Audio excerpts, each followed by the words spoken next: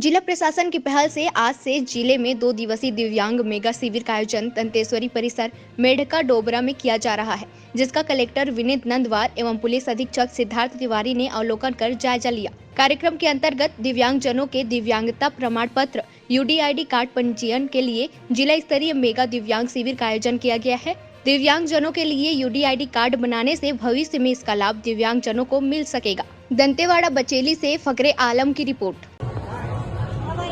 आज जो है जिला स्तरीय दिव्यांग शिविर का आयोजन किया गया है दंतेवाड़ा में। इस शिविर का उद्देश्य ये है कि जो भी हमारे दिव्यांगजन हैं उनका जिनका चिकित्सा प्रमाण पत्र किसी वजह से नहीं बन पाया है, उन सभी को एक ही प्लेटफॉर्म पे एक ही जगह पे लाके उन सब के सर्टिफिकेशन के लिए कार्य किया जा रहा है। 2 दिवसीय शिविर है।